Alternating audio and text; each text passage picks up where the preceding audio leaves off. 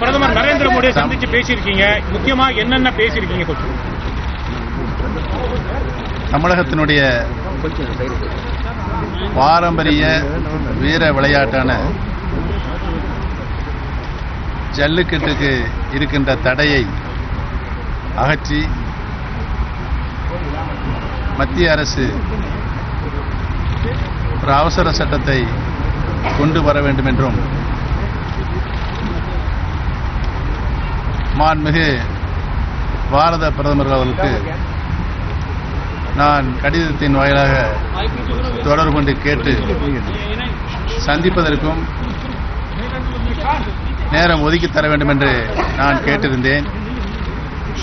அனைத்து இந்திய அண்ணா திராவிட முன்னேற்ற கழகத்தினுடைய பொதுச் செயலாளர் மாண்புமிகு சின்னம்மா அவர்களும் தமிழகத்தில் ஜல்லிக்கட்டு நடத்துவதற்குரிய அவசர சட்டத்தினை மத்திய அரசு கொண்டு வர வேண்டும் என்ற கருத்தினை வலியுறுத்தி கழக பொதுச் செயலாளர் மாண்புமிகு சின்னம்மா அவர்களும் மாண்புமிகு பாரத பிரதமர் அவர்களுக்கு கடிதத்தின் வாயிலாக கேட்டுக்கொண்டார்கள். மேலும் தமிழகத்தில் ஓராண்டு பெய்ய வேண்டிய 2 பருவமழையின் மூலமாக கிடைக்க வேண்டிய மழையின் அளவு மிக குறைந்த அளவே நமக்கு கிடைத்தது. அதன் காரணமாக தமிழகத்தில் ஒரு கடுமையான வறட்சி ஏற்பட்டிருக்கிறது என்பதனையும் தமிழகத்திலே இருக்கின்ற 32 மாவட்டங்களிலும் 50% மேற்பட்ட வறட்சி நிலை இருக்கிறது என்பதனையும் வறட்சி நிவாரண நிதியாக அனைத்து நிலைகளிலும் 39,565 கோடி ரூபாய் என்ற அளவிற்கு கோரிக்கை மனு ஒன்று தயார் செய்யப்பட்டு அரசு அதிகாரிகளால் தயார் செய்யப்பட்டு மாண்புமிகு பாரத பிரதமர் அவர்களுக்கு 3 தினங்களுக்கு முன்பாக வருவாய்த்துறையினுடைய சிஆர்ஏ அவர்கள் கொண்டு வந்து டெல்லியில் இங்கே மாண்புமிகு பாரத பிரதமருடைய அலுவலகத்தில் தந்துவிட்டு சென்றிருக்கின்றார்கள். இவைகளெல்லாம் கருத்தில் கொண்டுதான் இன்றைக்கு மாண்புமிகு பாரத பிரதமர்கள் காலை சந்திப்பதாக எனக்கு நேரம் ஒதுக்கி தந்து நானும் இன்றைய தினம் மாண்புமிகு பாரத பிரதமர்களை சந்தித்து தமிழகத்தில் தடை செய்யப்பட்டிருக்கின்ற ஜல்லிக்கட்டை, தமிழகத்தினுடைய பாரம்பரியமான உரிமையை, வீர விளையாட்டை மீண்டும் நடத்துவதற்குரிய சட்ட திருத்தத்தை மத்திய அரசு கொண்டு வர வேண்டும் என்று வலியுறுத்தினேன். மாண்புமிகு பாரத பிரதமர் அவர்களும் ஜல்லிக்கட்டு நடத்திட தேவையான நடவடிக்கைகளை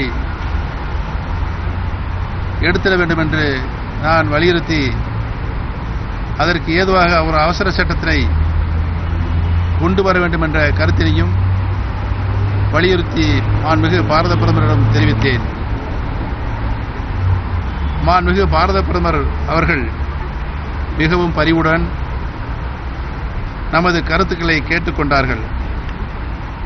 இந்த பிரச்சனையில் தமிழ்நாட்டின் உணர்வுகளுக்கு மிகுந்த மதிப்பளிப்பதாக மாண்புமிகு பாரத பிரதமர் அவர்கள் தெரிவித்தார்கள். தமிழருடைய உணர்வுகளை நான் முழுமையாக மதிக்கின்றேன், நான் நன்றாகவே அறிந்திருக்கிறேன் என்ற கருத்தினையும் மாண்புமிகு பாரத பிரதமர் அவர்கள் தெரிவித்தார்கள். மத்திய அரசு வெளியிட்ட அறிக்கை தொடர்பான வழக்கில் உச்சநீதிமன்றம் இன்னமும் தனது தீர்ப்பை வழங்கவில்லை என்றும், எனவே மாநில அரசு இது தொடர்பாக எடுக்கும் நடவடிக்கைகளுக்கு மத்திய அரசு உறுதுணையாக இருக்கும் என்று மாண்புமிகு பாரத பிரதமர் அவர்கள் தெரிவித்தார்கள். ஜல்லிக்கட்டு நடைபெறுவதற்கு தேவையான நடவடிக்கைகளை மத்திய அரசுடன் இணைந்து உடனடியாக எடுப்போம் என தெரிவித்துக் கொள்கிறேன்.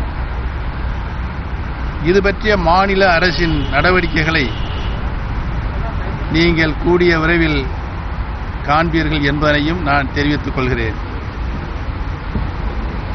நன்மையே யாவும் நன்மையாய் முடியின் என்பதை மட்டும் இப்பொழுது தெரிவித்து, மேலும் தமிழ்நாட்டின் வறட்சி நிலை பற்றி விரிவாக மாண்புமிகு பாரத பிரதமர் எடுத்துக் கூறினேன்.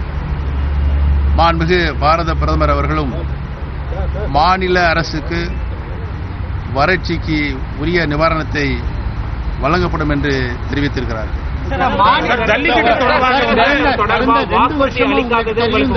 உச்சநீதிமன்றத்தில் நிலுவையில் இருக்குன்னு சொல்லி உங்களுக்கு நல்லா தெரியும். மத்திய அரசு அதையே சாக்கா கொண்டு 2 வருஷமா உங்களுக்கு தமிழ்நாடு மக்களோட உணர்வுகளை புரிந்து கொள்ளாம மத்திய அரசு நடந்து கொண்டதை பத்தி நீங்க திருப்பியும் வழக்கு நிலுவையில் இருக்குன்னு சொல்றதுல தீர்வு காணப்படலையே.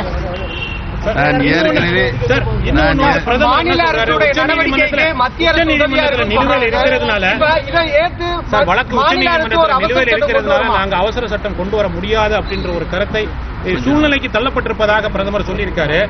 இது பொறுமையாக இருக்க நல்லவே நடக்கும் உறுதியாக.